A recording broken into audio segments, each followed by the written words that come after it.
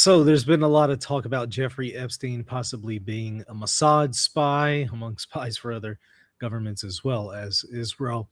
And there is some indication that there are certainly some questions along those lines in the Epstein files. And so people are rightly asking those questions. And, what's fascinating is Piers Morgan just interviewed Epstein's former attorney Alan Dershowitz, who's very, very much pro Israel. He's represented Mossad before, has very close relations to Mossad.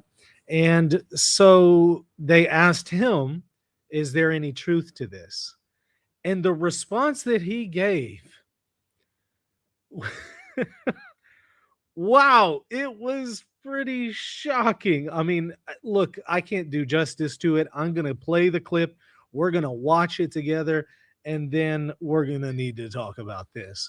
And so I want to take a look at that portion of the interview that he just had yesterday, again on Piers Morgan, as well as talk about some other related clips that I just came across about the state of Israel. Both Pope Leo is commenting on Israel, as well as what some Protestant pastors are saying about it that I wanted to briefly interact with. So let me go ahead and share my screen. Let me remind you, of course, hit the subscribe button if you appreciate the content of this channel. And let's go ahead and dive in. Here's Alan Dershowitz, again, the attorney who got the sweetheart deal for Epstein. This is the guy. So let's take a look and see what he says when he's asked about this. Comedian and activist Bassem Youssef. Well, welcome to both of you. Alan Dershowitz, I know you said emphatically you do not believe Jeffrey Epstein was a spy, but as more and more stuff appears in these document dumps from the files, there is more and more stuff linking him to Israel, to Ehud Barak, to all sorts of stuff. Are you still as certain? More so. Look at the chronology. As far as I know, he doesn't meet Ehud Barak until after he pleads guilty. And if he had been a spy before he pleaded guilty, the first person he would have told that was me. I was trying to get him the best possible deal. And I asked him over and over again, what can you tell me that will get you a better deal? Do you have anything on Trump? Do you have anything on Clinton? Do you have anything about intelligence? He would have told me. Instead, in 1999, 1998, I was in Israel doing research for a book, and he called me from Paris saying, I want to come to Israel. I've never met any Israelis. I don't know anybody there. Could you arrange a lunch for me with Israel's 5 smartest people? And so I did. I got the Justice of the Supreme Court, the Attorney General, interesting people that I thought he would meet. And we had lunch, and then he and I took a walk in the Shuk. And I bought him a T-shirt, which said, I'm a member of the IDF, kind of khaki T-shirt. And he loved it. He wore it. There's no possibility that he was working for intelligence at the time I was representing him. Now we have a chronological issue. He meets Ehud Barak, but that's later. Did Mossad hire him after he was convicted? Well, maybe. Your previous guest talked about planes involving Victoria's Secret. Well, Wexner didn't buy Victoria's Secret until well after the early time. So one has to look at the dates. One has to look at the chronology. I hate to pour water on a fascinating conspiracy theory. It's so much fun to talk about. But from what I know, I just don't see any evidence that he ever worked for the Mossad. And if he did, no evidence, really, because it is explicitly stated in the Epstein files that he was a Mossad spy. Now, of course, that's a statement. People can say things that are not true, but the point is, it is being asserted in the Epstein files, and there are a lot of things that point in that direction. So it's worth considering and not dismissing as a conspiracy theory.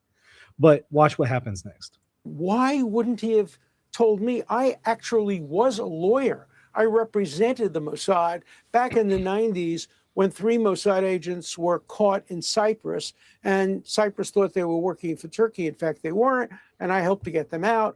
I have a very good relationship with the current head of the Mossad, the former head of the Mossad.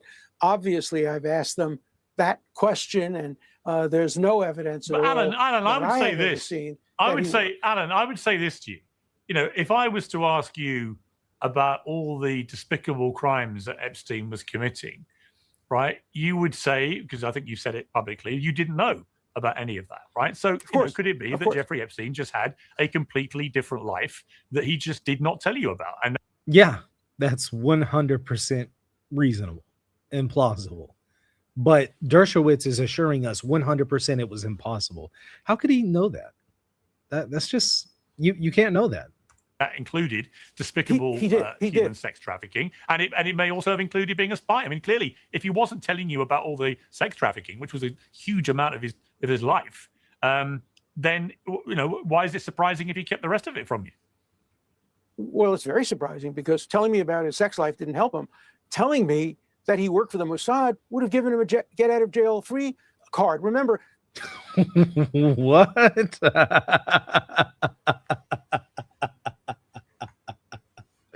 Wow.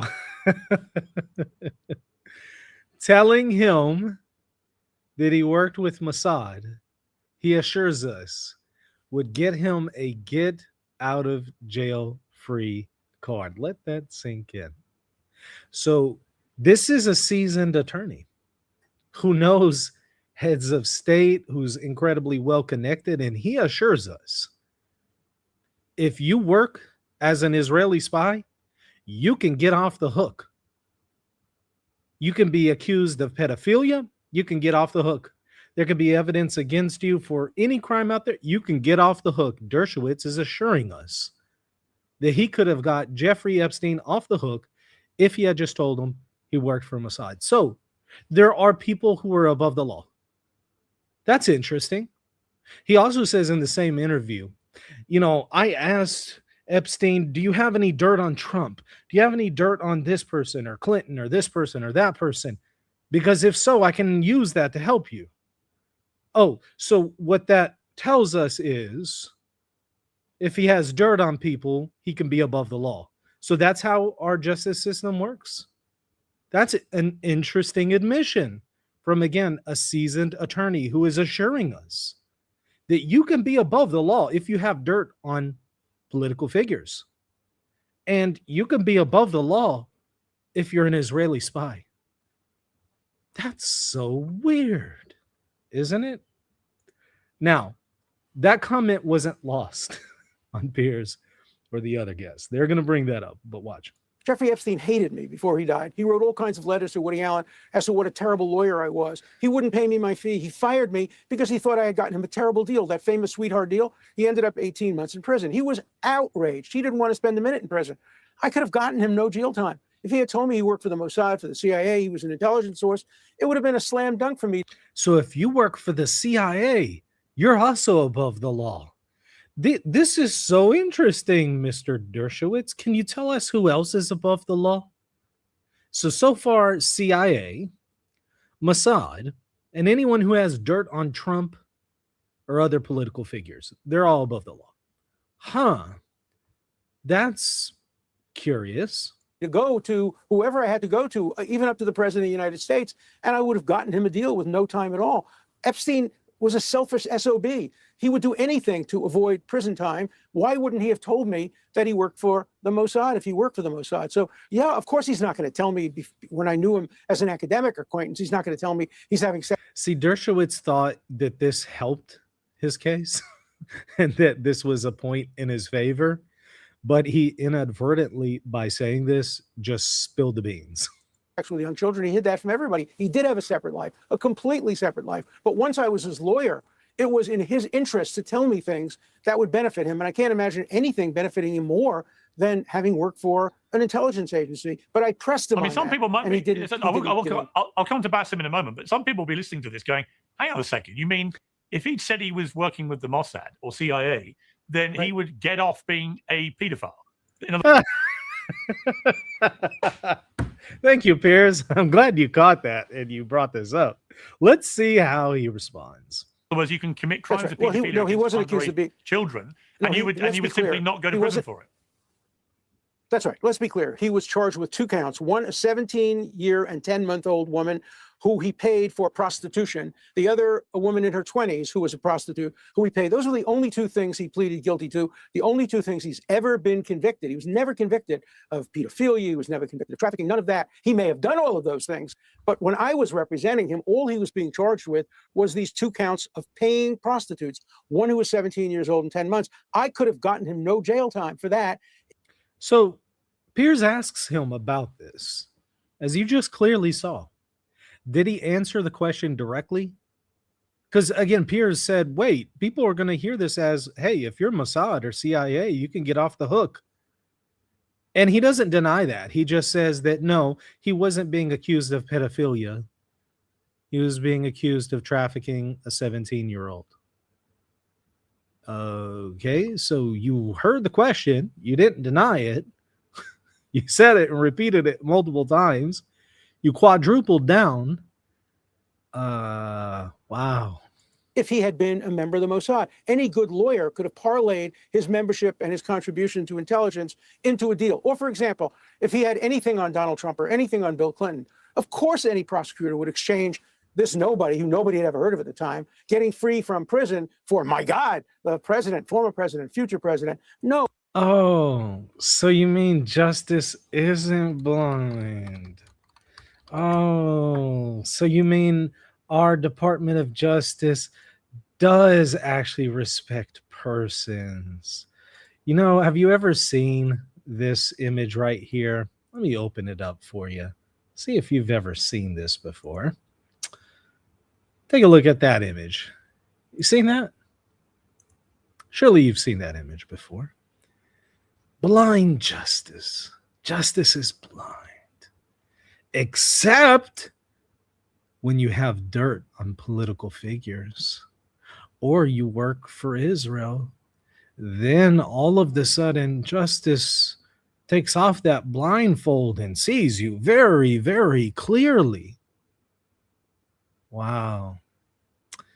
I appreciate the heads up, Mr. Dershowitz. Thank you so much for admitting that to me and everyone else. The best evidence is that he never, ever tried to tell me anything that would help him, that would support any of these theories about Clinton or Trump or the Mossad. So I am completely confident that he was not an intelligence asset. I wish, your previous guest is right. He would have been a perfect intelligence asset if I were the head of the Mossad. I would say, oh my God, now that I know who he knew, Bill Gates, everybody, the Sultan of this, the Sultan of that, sure, we try to recruit him, but they didn't know that at the. You're digging a deeper hole, Mr. Dershowitz. You're saying, yeah, you're right. Epstein would be the perfect person for Mossad to recruit. How is this helping your position? Time, because he didn't have many of those friends back in the 1980s and 1990s. Many of them became his friends, ironically, after he got out of prison. Okay, Bassem Youssef, you've been waiting patiently. Welcome back to Uncensored. What is your response to Alan Dershowitz? Well, I think that what Mr. Alan Dershowitz just said is the best recruitment video for Mossad. Basically, they're telling people, if you're Mossad, you can get away with anything. He's right. That really is the best recruitment video ever. Hey, if you want to do anything that you want, any criminal activity, Dershowitz just confirmed, just go and become an Israeli spy. You're good to go. Same thing as what happened with Tom Alexandrovich, the cybersecurity guy from Netanyahu's government who was arrested in Nevada for trying to lure a minor in an FBI stint operation, and he got off the hook. He traveled. He didn't even have to attend his trial. He did Zoom from Israel. And like Ori Solomon, just a couple of days ago, there was a biolab in Nevada that nobody is actually talking about. Actually, as a matter of fact, the mainstream media, they reported it, but they never mentioned his nationality as an Israeli who was running a biolab in Nevada that includes deadly viruses. If that was a Muslim, it would be like all over the news. So basically, Mr. Dershowitz is telling us, if you're Mossad, you have like an out of jail card. And you know what? Maybe he's right. Or CIA. Or CIA agent. He didn't deny it. He said, yeah, or CIA. Yeah, you're right. Absolutely. You can do whatever you want if you work for the CIA or the Mossad. He's not denying it. He's just doubling down over and over and over. true. Mr. Alan, Mr. Dershowitz, I did not interrupt you a single second when you talked. So, I just like, wanted to after correct you're you. done with your gaslighting, please let me finish. First of all, I think like I'm now kind of leaning towards believing mainstream media, especially CBS and CNN under Barry Weiss and Larry Ellison. I mean, the evidence is there that he is actually a Russian asset. His girlfriend, Ghislaine Maxwell, was the daughter of a Mossad super spy. He was represented by you, Mr. Dershowitz, Israel's favorite lawyer, who you're also a lawyer to the Mossad, which, of course, everything you tell us will be true. Ehud Barak was his place the whole time. He fled to Israel. He was charged with sex crimes. And he was pictured wearing an IDF shirt. He was funded by pro-Israel fanatics. He worked for the Rothschild. He donated to pro-Israel student groups. He was responsible for the Wagner's group's pro-Israel philanthropy. He supported Israel settlement projects. His friends were all Zionists. He referred to us as Goyim. He was involved in Israel diplomacy effort. He brokered security deals with Israel. And even a former Israeli intelligence officer, Ari Ben Menashe, like Mr. Ryan Grimm said, he said he ran a honeypot for Israel. So yes, of course, he was definitely a Russian spy. Makes sense. You know what? I'm by the way, Mr. You're a good comedian. You're a good comedian. This is very funny. I'm actually a huge fan of yours because I have known you since the 2000s. I mean, actually, you're one of the very few lawyers who are actually known in the Middle East. It's like watching a real-life courtroom drama lawyer. There's even T-shirts with your face in it in Egypt. And I've followed you for a while. And that's why I'm here today. When they told me Mr. Dershowitz is here, it's like, I have to be here just for the gaslighting, because the level of gaslighting isn't new. For more than 2.5 years, Mr. Dershowitz and his client, Israel, have gaslighted us in front of our eyes for 2.5 years with all of the destructions and the killing that we've seen in Gaza. But they, according to them, it's not a genocide, it's self-defense. He told us that every dead child is not a genocide. That the it's a blood libel to call I it do a not genocide. interrupt you, sir. That the Oh, stop it. This is why, sadly, people are actually starting to become anti-Semitic. This is sadly why. This kind of gaslighting is what fuels anti-Semitism. To constantly say that anything and everything is anti-Semitic. If you have any concerns about Israel and what they're doing, and you think it's a genocide, blood libel, anti-Semite, no, stop it. That card has been abused and overplayed, and ironically, it's actually starting to produce bona fide anti-Semites. And so my advice would be stop overplaying and overusing the card.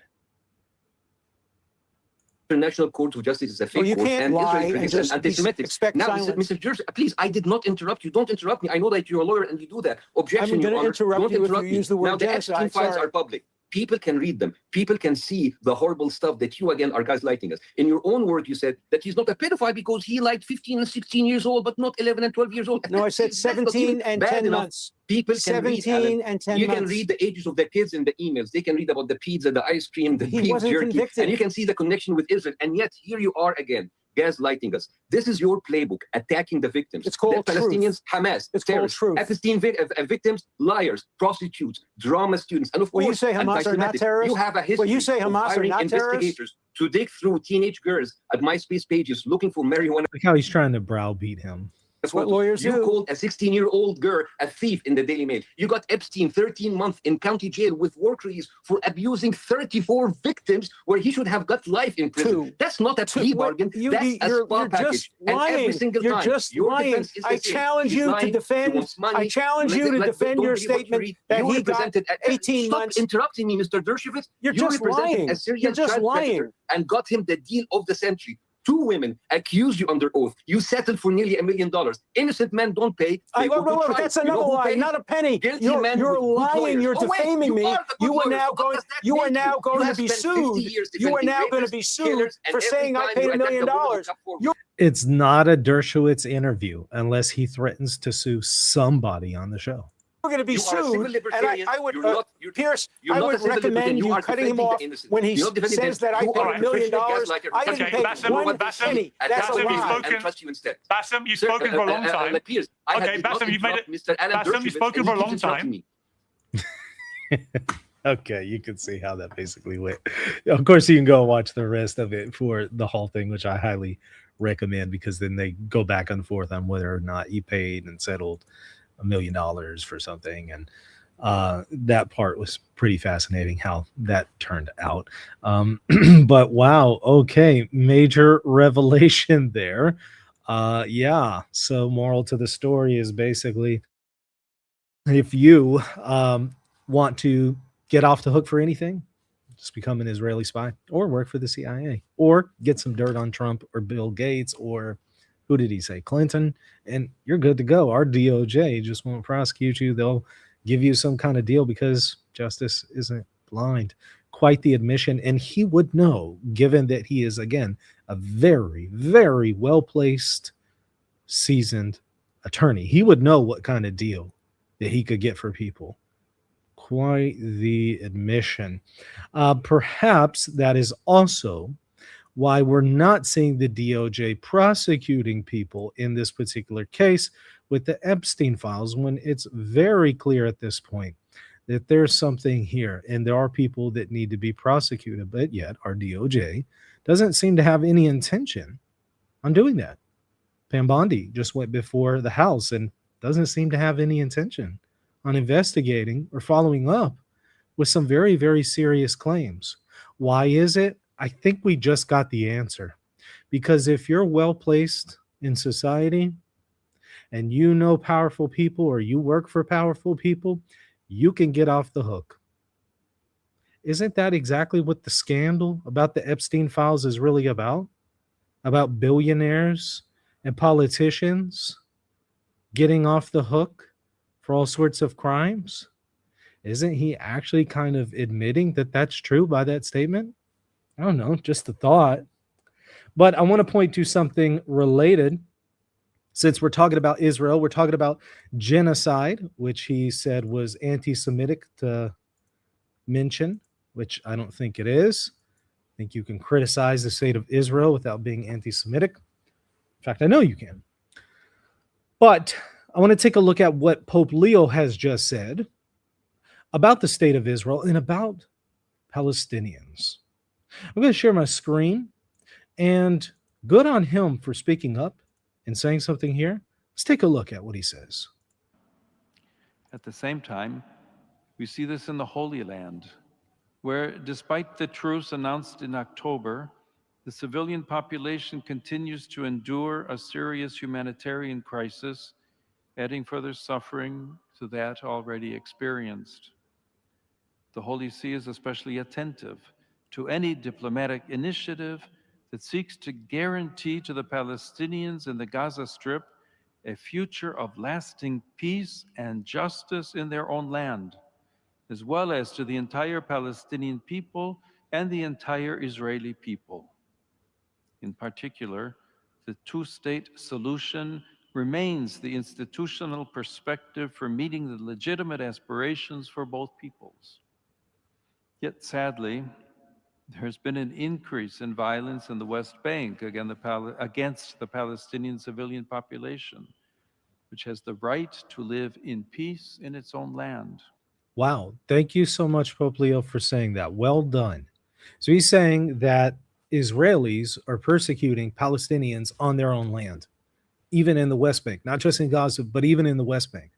And he's saying the solution here is a two-state solution, that the Palestinians should have their own state. Well done. I am very glad he spoke up about this issue, and I wish other leaders would also speak up and adopt this perspective. So good on him. Now, let me show you one other video related to this issue. Since we're talking about it, I just came across this literally right before I went live. And this is from a pastor. The pastor says, I stand with Israel. This is Reverend Jordan Wells. Unequivocally, unapologetically. Why? Because God stands with Israel. And then he quotes Genesis 12:3. I'll bless those who bless you, curse those who curse you. His covenant is eternal, so is my support. And he has an Israeli flag. Now, we've been through this many times. I will bless those who bless you is a promise to Abraham. And yes, you could say Abraham and his descendants. Who all is included as descendants of Abraham? Well, not just the Israelites, but also the Ishmaelites. So that doesn't help his case. But also, according to the New Testament, who else is a descendant of Israel? The church. Jesus and the church. So this is broader than just the Israelites. And the other missing part here is showing a connection between the promises in the Old Testament to the modern state of Israel. They're not the same thing. It's not the same people group. It's not the same community. And even if it was, the land promises were conditional according to the book of Deuteronomy, explicitly in the blessings and curses section. It gives the curses, and then it says, if you don't obey the law of Moses, I'll uproot you from this land and cast you out. So you're not entitled to be in the land of Israel if you're not following the law of Moses. Does the modern state of Israel follow the law of Moses? No, it does not. Ergo, not entitled to the land. So even if you want to say other aspects of the covenant are unconditional, this one isn't. This one isn't unconditional. It's explicitly conditional according to Deuteronomy. Explicitly. So that's what they always miss. And to see a reverend say this is just absolutely shameful. But let's be honest. Let's be honest. What does it take to qualify you as a reverend these days? You just pick up the Bible and say, I'm a pastor. I got my Bible here. I'm a pastor. And that's it. You don't have to have any qualifications. You can just start calling yourself a pastor, and that's it. Nobody's going to stop you. There's no qualifications. You could just say, got my Bible here, and that is it. And I submit to you, that's probably what this guy did. I mean, I doubt very seriously he had any kind of training in theology. All right, let's take a look, though. I unequivocally stand with the nation of Israel because I stand with God. I stand with Israel as every Christian should because I stand with God. And the Bible from Genesis to Revelation, from when he made a covenant with Abraham, he made a covenant with Abraham and said, I will make you a great nation, and through you all the people of the world will be blessed. And the New Testament says that applies to Jesus and the church. Just FYI. Mr. Pastor, since you didn't know, that's explicitly in the New Testament and applied to the church. Just FYI, in case you needed to know that as a pastor. But notice he's talking about the Abrahamic covenant, while ignoring the Mosaic covenant explicitly says the land promises are conditional. Why is he shifting over to the Abrahamic covenant and ignoring the Mosaic covenant that explicitly says it's conditional? You know why? Because number one, he doesn't actually know the Bible. Number two, it doesn't help his case. It negates his case. The Abrahamic covenant, and he did it, and he gave Moses the 10 Commandments, and he blessed the whole world through the 10 Commandments and through Jesus Christ. Jesus Christ came through the Jewish line. He blessed the whole world through the Jewish people, and yet people who are Christians turn on him because they're full of racism. And so if you don't support the state of Israel, you're turning on Jesus, you're full of hate and racism. You see the problem? What is he missing? Well, he's assuming that the modern state of Israel equals the Jewish people of the Old Testament and Jesus, which clearly does not. Hatred and fake patriotism. They love the country more than they do the God of the Bible. Ironically, it sounds almost like he loves the country of Israel more than he loves the God of the Bible. Maybe this is a little bit of projection. Let me tell you one thing. I don't love this country more than I love God. It's not even close. But you love Israel more than you love God. It's not even close. I don't worship the American flag. I'm thankful for it. But you worship the Israeli flag? I'm thankful for all our country and its freedoms, but I love somebody way more, and his name is Jesus Christ. And I noticed that over here, I notice he has the Israeli flag, but not the American flag. That's interesting.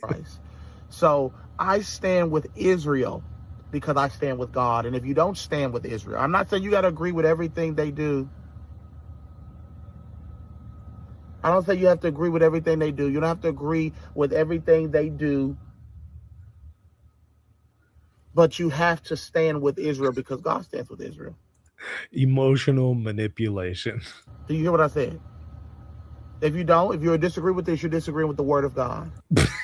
So if you disagree with him, you're disagreeing with God. Dude, you have an overly heightened sense of self-esteem and of your estimation of your ability to interpret scripture, which is trash. Just stop. You've probably never even read the entire Bible. What are you doing? Stop it. Don't tell people that if they're disagreeing with you, they're disagreeing with the word of God. No, they're just disagreeing with your interpretation of the Bible.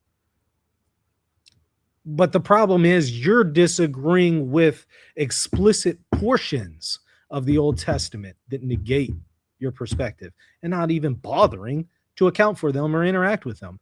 You're also negating and ignoring the New Testament's interpretation of those Old Testament passages. Didn't have any interaction with that in this video, did he? No. So this is the kind of blind allegiance that I see some people paying to the state of Israel. If you had some kind of strong theological argument, okay, let's hear it.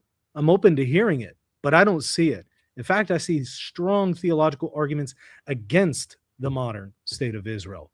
And beyond just biblical arguments, there are just basic things that we know about the formation of the state of Israel that anyone with a conscience can tell you, yeah, this is wrong. This wasn't right. This is wrong. And that's not even discussing yet the question of Gaza.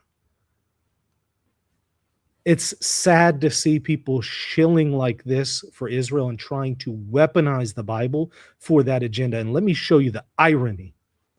What color was this guy? He's black, right? He's a black man, an African American. He, of all people, should know better. Because people actually used the Bible to enslave blacks. It's called the Slave Bible. They actually created a whole Bible and they cut out the parts that spoke of human dignity and only kept the parts that enforced slavery, and they gave that to the slaves. And they preached sermons and homilies from the Bible to tell slaves that the Bible tells you you have to remain enslaved. And they even built ships. The Good Jesus ship, I think is what it was called. Actual ships that they named after Jesus and used those to bring slaves from Africa to America. I think one of the first slave ships was named the Good Jesus slave ship. So they weaponized the Bible and used the Bible to enforce and preserve slavery. Shouldn't he know better about using and abusing the Bible to serve an evil agenda? He should know better. But oddly enough, he's no different than the white slave owners who use the Bible to enforce and reinforce slavery. He's doing the same thing, but he's just doing that to enforce the agenda of the state of Israel and its persecution of the Palestinian people. Shame on him. Absolutely disgusting. Those are my thoughts on the matter. I'd love to hear from you. Make sure to put them in the comment section. Hit the like button, hit the subscribe button, and consider supporting this channel on Patreon. I would greatly appreciate your support. Go to patreon.com/Reason and Theology. That's going to do it for now. God bless you all.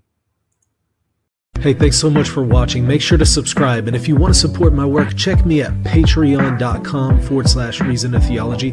Also, check out my second channel, Knowledge and Wisdom, right here on YouTube.